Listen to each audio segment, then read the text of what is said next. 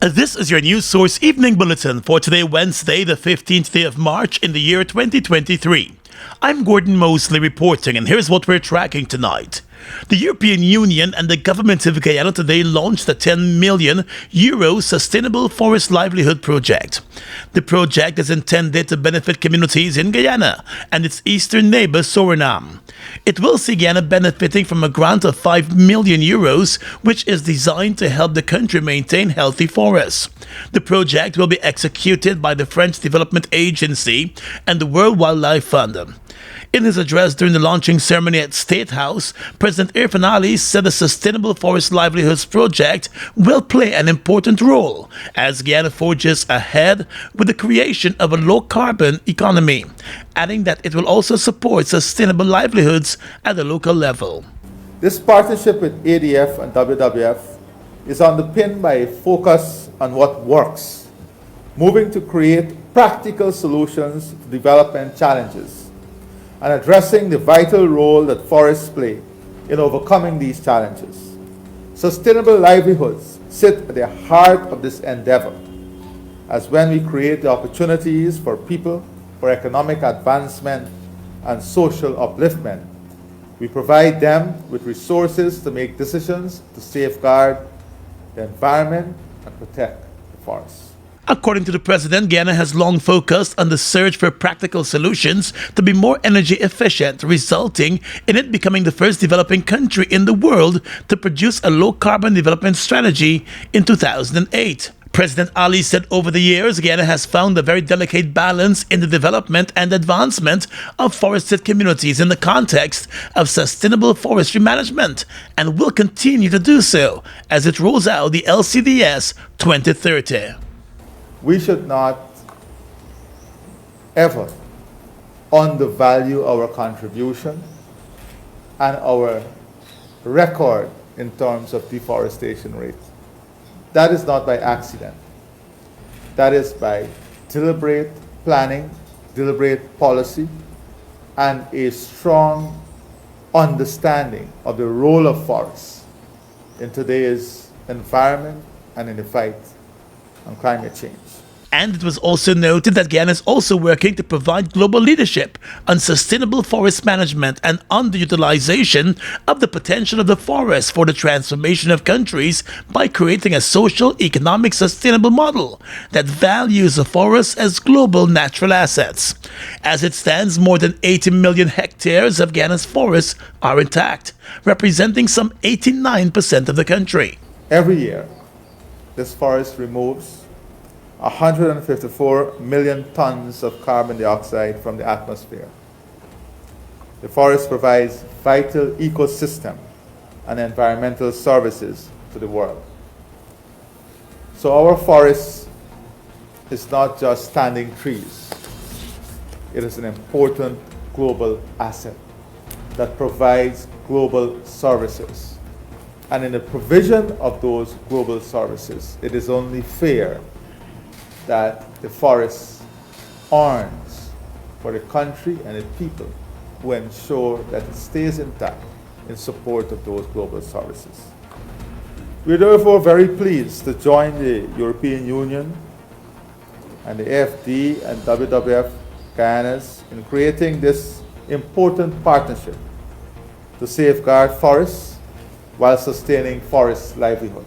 And the Deputy Secretary General of the European Union Action Service, Helena Koenig, said that the project will strengthen capacity development and sustainable livelihood in forest-dependent communities in Guyana and Suriname. The EU official also said while Guyana has historically maintained low rates of deforestation, its ongoing economic boom poses the risk of disturbing the livelihoods of forest-dependent communities. We commend Guyana for these tremendous efforts to maintain a near zero deforestation. But we must acknowledge that the booming economy could potentially disrupt traditional livelihoods, and due to increased economic activity, pressure on forests, rivers and oceanic ecosystems will intensify. At the same time, and despite the immense natural resource wealth that characterizes a forest, not everyone is able to generate a sufficient income.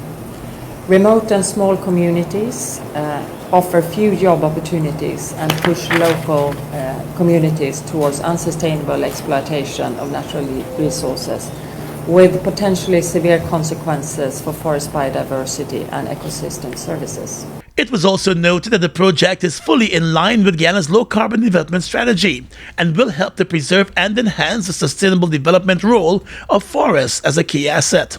The Sustainable Forest Livelihoods Project is also a flagship project under the EU's Global Gateway strategy. Under that strategy, the EU is investing in smart, clean, and sustainable connections across the globe to boost trade, strengthen value chains, and expand economic opportunities for the EU and its members. More news coming up in just a moment.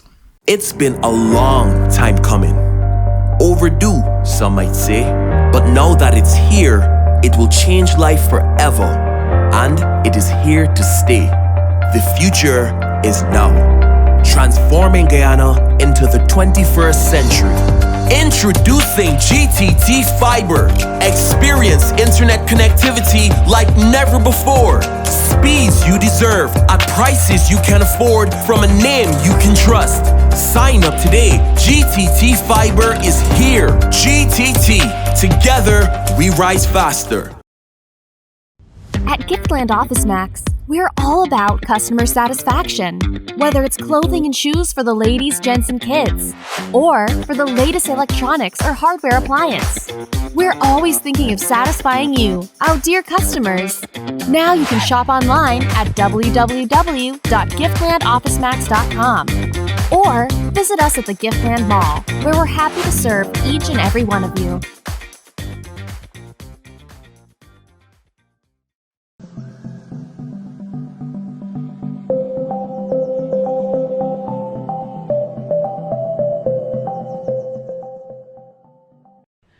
Fina, how you could get yarning on today's pension day? I collect my pension and went to the market since the 23rd. How you mean?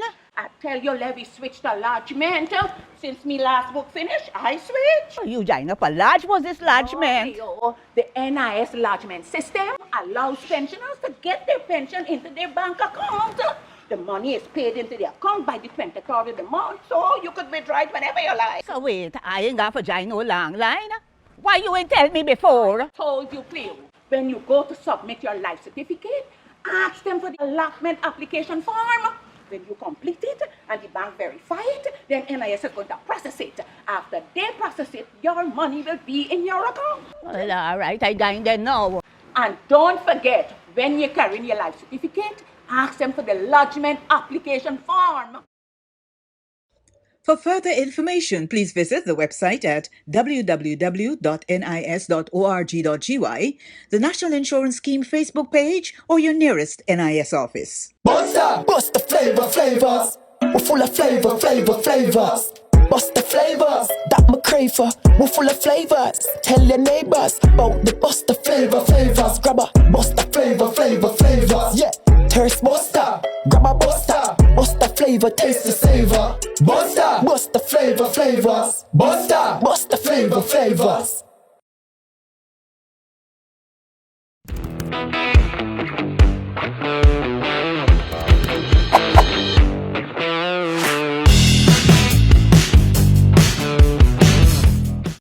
Strong and solid in countries far and wide. New India Assurance, we're standing by your side. Golden service, half a century and more. New India Assurance, our policies are secure. From the heart of India, we serve these islands. The strength that you can trust, you're safe when you come to us. New India Assurance Company. Assurance when you need it most. For your home, motor or business insurance, visit New India Guyana office, 58 Brickdam next to Star Computers. Telephone 2260-415-7. Comfortable parking available.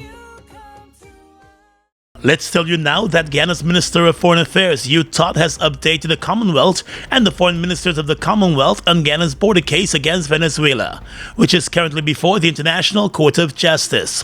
Mr. Todd provided the update during a foreign ministers' meeting of the Commonwealth in London. During that meeting, he also reiterated the appreciation of the Guyana government for the Commonwealth's steadfast and consistent support for Guyana's efforts in the maintenance and preservation of its sovereignty and territorial integrity.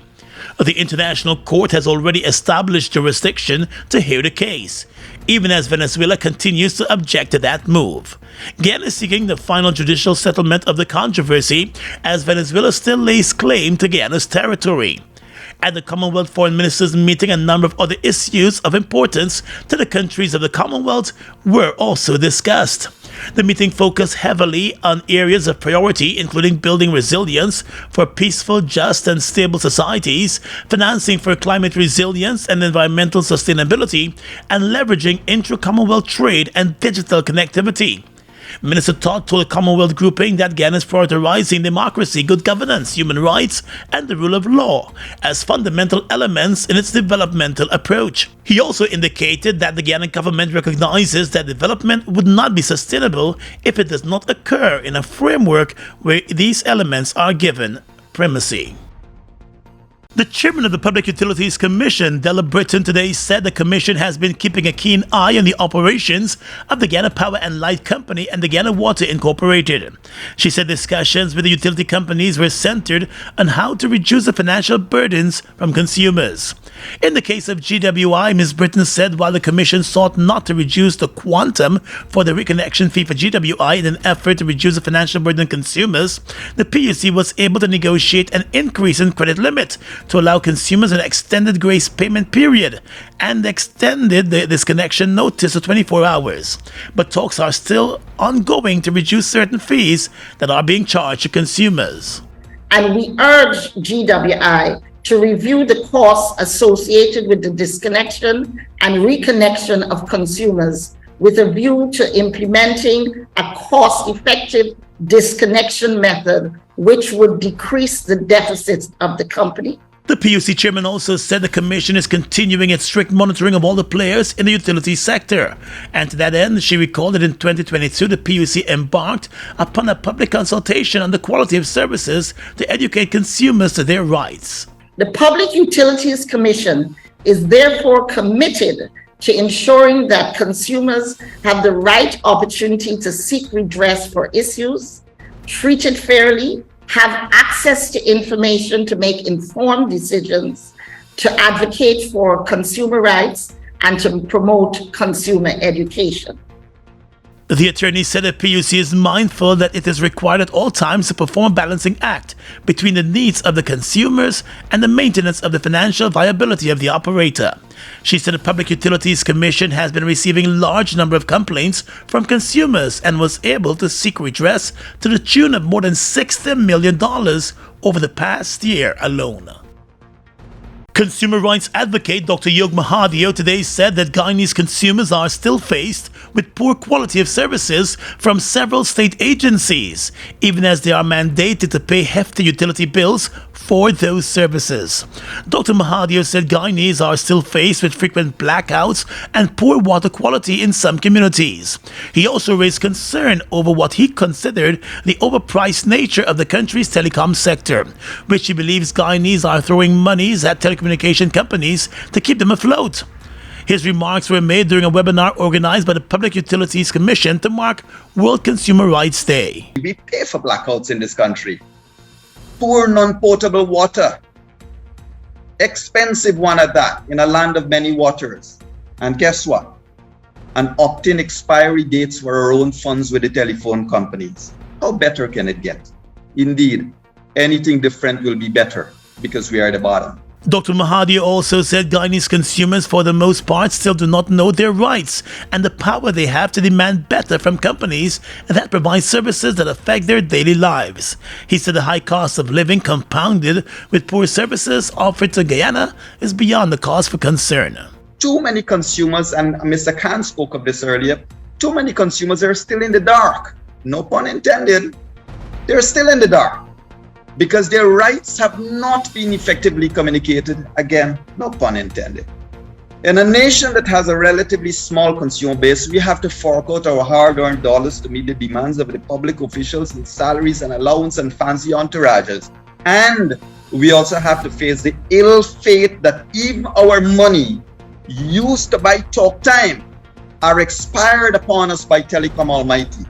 And Mahathir also believes that some of the issues faced by the ordinary Guyanese citizen are not adequately addressed because those issues are not lived experiences of the decision makers in the country. The water company argues a high reconnection fee to meet its financial targets. By extrapolation, they profit from reconnection, which is a norm in Guyana.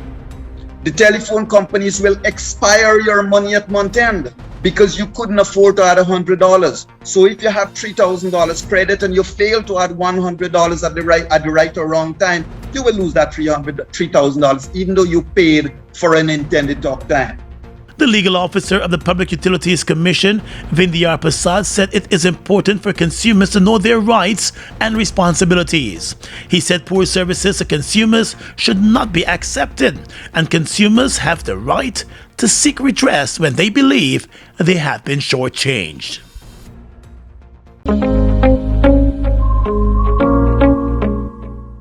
Guyana, ride into the future with the next generation eco-friendly Axiom installed elevators and escalators. Call us today on telephone number 619-0899 or 648-0934. Email us at axiomliftsgy@gmail.com for affordable elevators, escalators, moving walks, industrial lifts, home solutions, modernization, repair, and servicing. Axiom Elevator Services, technology for people on the move. You taste the cheese, you hear the crunch. Grab a zoomers and zoom into fun. And with the first taste, you feel like you don't want it done. Blast off to a whole new place with every single bite. The cheesy goodness bring your taste buds alive. So let's just zoom into fun with this wheel-shaped light. Zoomers, zoomers, zoom into fun.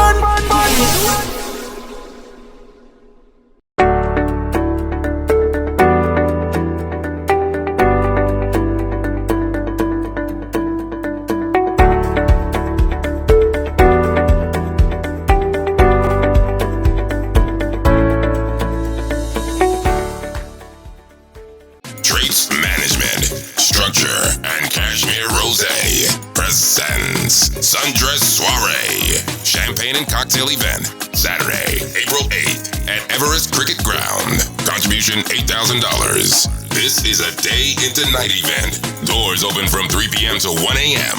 Free. Cocktail hour, 3 p.m. to 4 p.m. Sundress Soiree. You know the vibes.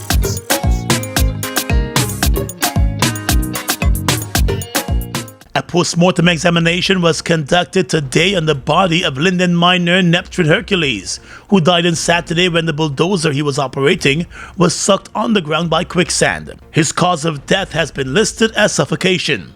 The man's body was found inside the bulldozer yesterday afternoon after 3 days of searches and digging into the ground at the bauxite mines in Linden. Family members said the body was discovered in a partly decomposed state, and from its position in the bulldozer, it appeared as though Hercules may have been attempting to escape from the heavy-duty equipment as it was being pulled on the ground. While his family members are now preparing to say their final goodbyes, the investigations into the incident are still ongoing. The Ministry of Labor is probing the incident from an occupational health and safety position, while the Guyana-Georgian Mines Commission is also conducting a probe of the mining practices and safety measures at the bauxite operations. Family members have been questioning the safety practices at the company as well as its emergency response systems. The dozer operator was working the overnight shift and was discovered missing early on Saturday morning. It is suspected that the incident occurred several hours before an alarm was raised to trigger rescue efforts. The Chinese-owned bauxite company had to rely on specialized equipment from the Georgian Mines Commission being sent to Linden to assist with the location efforts. The miner Neptune Hercules was a veteran in the bauxite industry in Linden, having dedicated 42 years of his life to working in the bauxite industry. He was preparing for retirement in October this year. The bulldozer with the man's body was located more than 100 feet below the surface. Turning now to the oil and gas sector. Under the proposed model production sharing agreement for the oil industry, operators, after being issued with their license, will be required to submit work programs and budgets for approval by the minister who holds responsibility for the petroleum sector. According to the draft agreements which were released by the government yesterday, the contractor will be required to submit annual work programs for each of the petroleum operators to the minister for approval. The proposed contract states that within a period of 45 days, the minister responsible for the petroleum sector is expected to decide on the future of the proposed work programs, which must contain a detailed list of the individual activities the contractor plans to conduct, the estimated expenditure, and the estimated time for each of those activities. Importantly, the contractor is also mandated to submit to the minister for approval its budget for each work program in accordance with standard accounting procedures. Once all of those requirements are met, the budget and the work plan will be approved simultaneously. The proposed budgets shall be consistent with the relevant exploration plan or development plan, as the case may be, and the relevant work program, the document reads. Under the proposed PSA, the government has proposed that the royalty on all petroleum produced and sold by the contractor be increased from 2%, as embedded in the Stabroek Block PSA, to 10%. Further, the contractor will be required to bear the costs incurred during its petroleum operations. However, that contract cost will be recoverable only from cost oil and/or cost gas. The balance of the crude oil and/or natural gas will be shared equally, with the government receiving 50% and the contractor receiving the other 50%. But the actual royalty and profit to be received by the government will be dependent on the price of crude oil. The government will be starting consultations on its proposed agreements for the oil sector. In light of the increasing reports of gender-based discrimination, the Women and Gender Equality Commission has launched a campaign to chronicle the stories of victims with the hope of bringing a halt to the issue. In a statement, the Commission said the campaign has been promoted by recent reports from members of the public and personnel of the disciplinary forces who have suffered on the policies that contravene both Article 9 of the Constitution of Guyana and the Convention on the Elimination of Discrimination Against Women, to which Guyana is a ratified signatory. According to Article 11 of that convention, governments are required to take all appropriate measures to eliminate discrimination against women in employment and shall ensure that men and women enjoy the same rights to work, gain employment, and receive equal remuneration, among others. The Commission says some women in Guyana are victims of gender-based discrimination, particularly in the workplace. According to the Commission, women in Guyana have been subjected to delayed promotion and even termination due to pregnancy, and they have also suffered other forms of discrimination by employers, including and in particular disciplined forces. The organization also said the lack of adherence to the law is unlawful. It said the discriminatory practices are unlawful and could be subjected to criminal proceedings. Against that backdrop, the Commission is inviting all persons who have been adversely affected by such policies and practices which discriminate unevenly against women or who have experienced sexual harassment in the workplace to contact the Commission on telephone number 231-5276. That number again is 231-5276. For the Gender Equality Commission.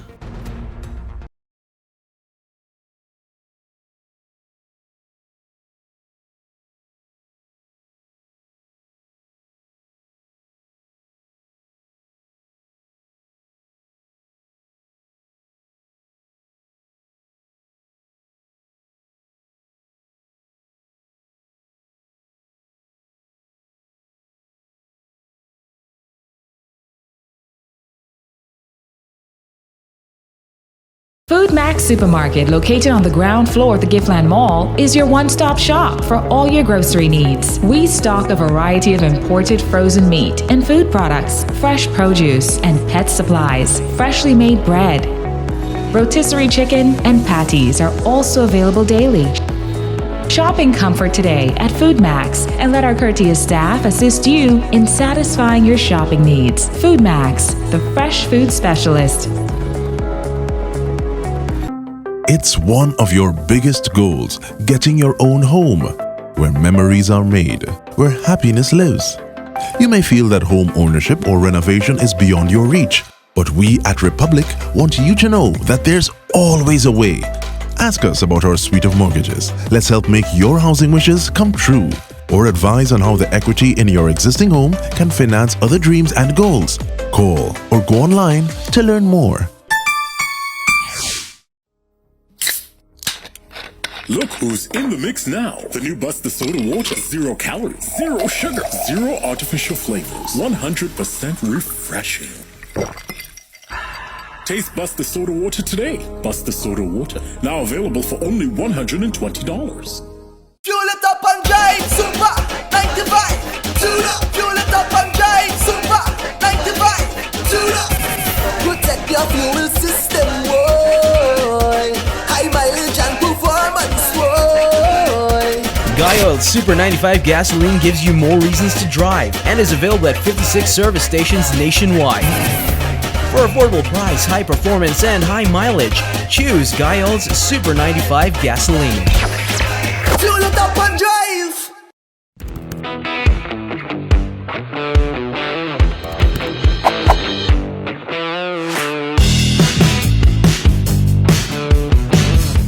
Across the region tonight, Trinidad and Tobago has officially begun discussions with Venezuela on the production of gas from the Dragon Field. The Trinidad Minister of Energy and Energy Industries, Stuart Young, posted yesterday that he had led an official delegation from Trinidad to commence negotiations with an official team from the Venezuelan oil company Petroles de Venezuela. 2 months ago, Trinidad and Tobago secured a 2-year license from the United States government to commence the development of the long-stalled Dragon gas project. The project was scheduled to start production over a decade ago. However, sanctions by the U.S. administration against Venezuela, as well as a lack of capital, delayed the production startup of the field. The license allows Trinidad to undertake business related to the Dragon Field with Venezuela. In South America, Argentina's inflation rate has soared past 100% for the first time since the end of hyperinflation in the early 90s. Inflation hit 102.5% in February, the country's statistics agency said, meaning the price of many consumer goods has more than doubled since 2022. Argentina has been in economic difficulty for years, and many people now live in poverty. The government in Argentina has been trying to stem price rises by capping the prices of food and other products. But the food and drink sector saw the most dramatic increase in recent years, with prices growing by 9.8% in February compared to January. Argentinian media said that the increase could partly be due to a sharp hike in the price of meat, which rose by almost 20% in the space of a month. Adverse weather conditions, a prolonged heat wave, and the drought have also seriously impacted livestock and crops across Argentina. And finally tonight, international news. A Texas judge is hearing arguments about whether a commonly used abortion pill should be sold in the U.S. in a ruling that could curtail access to the drug nationwide. The pill can be taken at home and is used in more than half of the U.S. pregnancy terminations. A lawsuit filed by an anti-abortion group in Texas argues that the drug's safety was never properly studied. The drug has been approved for use for over 20 years. The case, which will be decided by Judge Matthew Kacsmack, an appointee of former President Donald Trump, follows the U.S. Supreme Court's historic overruling last year of the constitutional right to abortion. The Texas lawsuit, which was filed by the Alliance for Hippocratic Medicine, which is an anti-abortion organization, argues that the U.S. Food and Drug Administration approved the drug before adequate testing was ever carried out. And that's your News Source Evening Bulletin for tonight. I'm Gordon Mosley reporting and encouraging you to stay safe.